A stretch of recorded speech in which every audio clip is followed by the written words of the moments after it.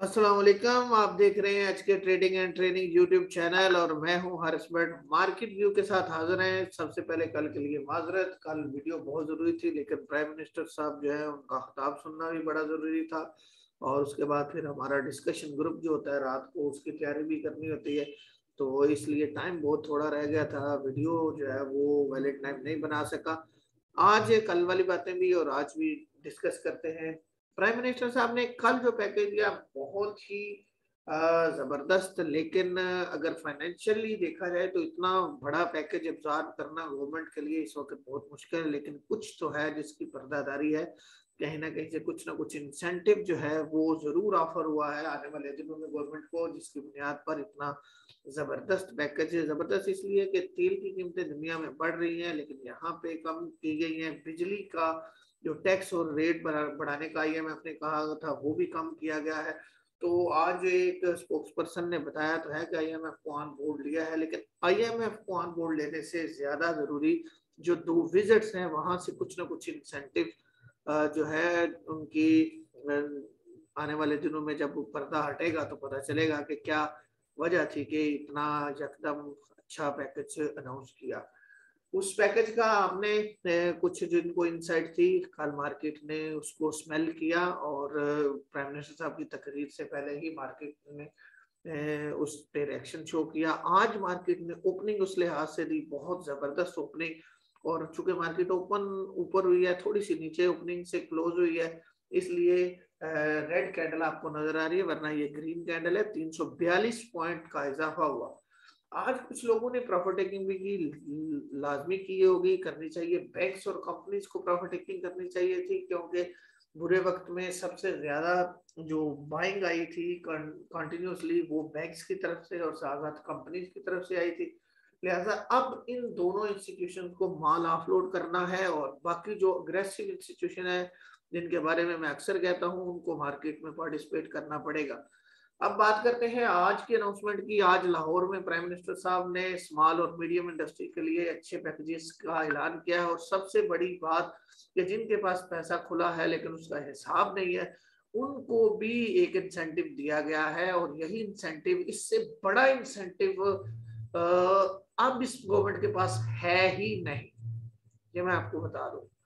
इससे बड़ा इंसेंटिव इस गवर्नमेंट के पास है ही नहीं जो ये अनाउंस कर रहे हैं और जिसकी समरी तैयार कर रहे हैं। और मार्केट को इस इंसेंटिव को वेलकम करना होगा, वगरना फिर हिसाब देना पड़ेगा उन लोगों को भी जिन्होंने इसको इतना गिराया है और फिर गिराने के बाद उठाया नहीं है।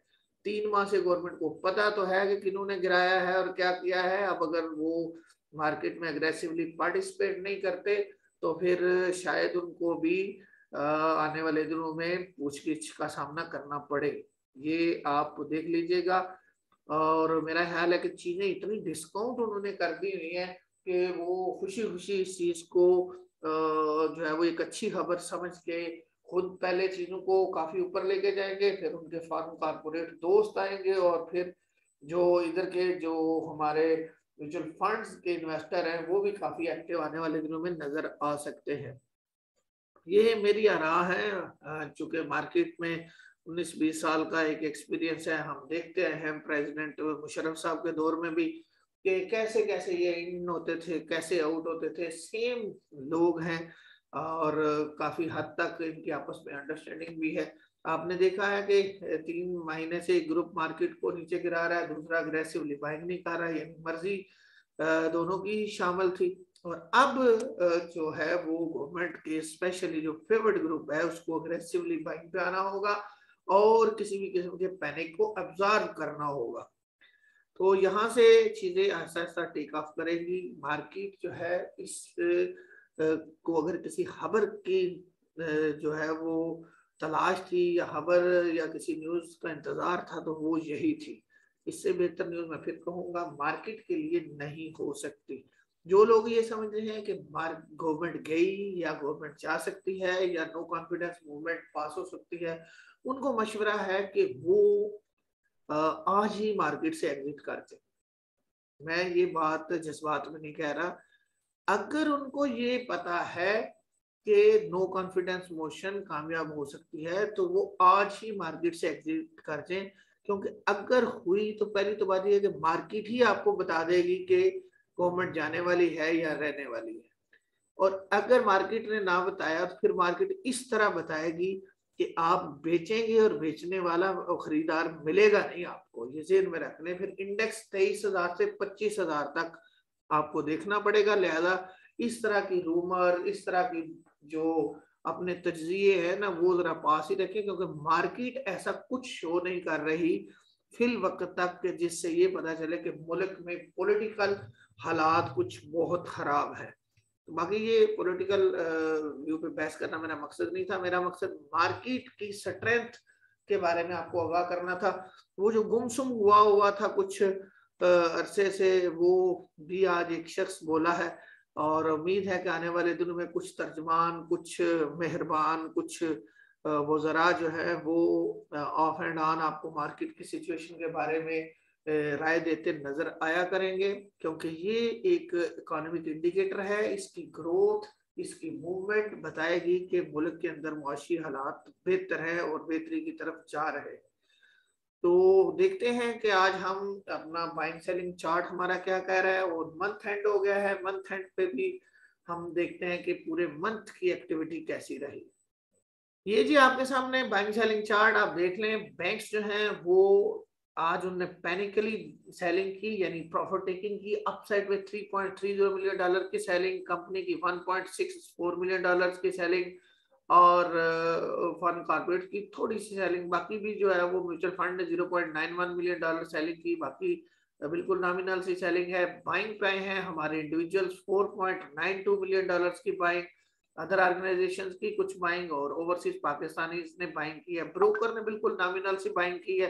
ये किसी नोटिफिकेशन का इंतजार कर रहे हैं, या फिर जो है वो ये आने वाले दिनों में थोड़ी सी कंफर्मेशन चाह रहे हैं कि ब्लैक मनी को अवॉइड करने के लिए टोटली सही जरा समरी तैयार हो ले, तो फिर ये एग्रेसिवली मार्केट में आएंगे, या फिर किसी अचानक पैनिक को कंट्रोल करने के लिए। बहरहाल चीजें पॉजिटिव हैं। आपने देखा, मैंने अभी जो है वो आपसे कहा था कि बैंक्स और कंपनीज को सेलिंग करना होगी, क्योंकि काफी माल इन्होंने अकोमुलेट किया है। पूरे मंथ का बाइंग सेलिंग चार्ट देखते हैं, और उस चार्ट के बाद फिर हम जो है वो अंदाजा लगाते हैं कि किसकी पोजीशन कैसी है।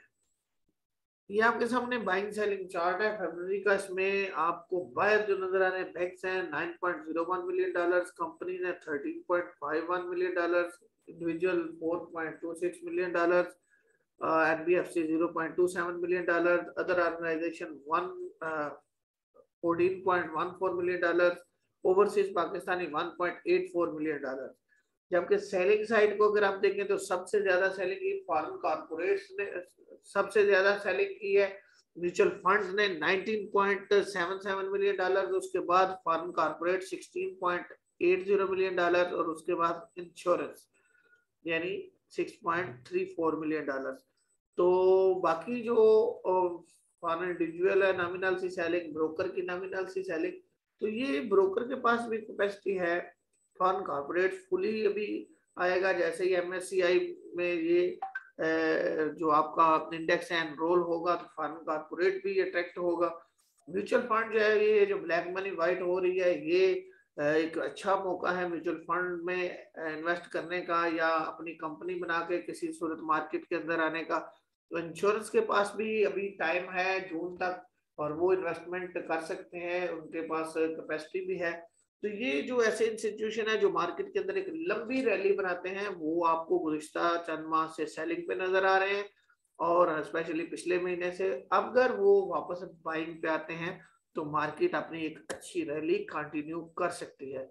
इस दौरान बैंक सेलिंग करेंगे, कंपनी सेलिंग कर सकती हैं, अदर ऑर्गेनाइजेशन जिन्होंने कुछ फंडामेंटल स्टॉक्स लिए थे उनकी तरफ से प्रॉफिट टेकिंग देखने में आ सकती है। तो ये था डेली और मंथली मार्केट का व्यू। उम्मीद है कि आप इस व्यू को देखते हुए अपनी बाइंग सेलिंग, अपनी इन्वेस्टमेंट प्लान करेंगे। मिलता हूं एक और वीडियो में, इजाजत दीजिए, अल्लाह हाफिज।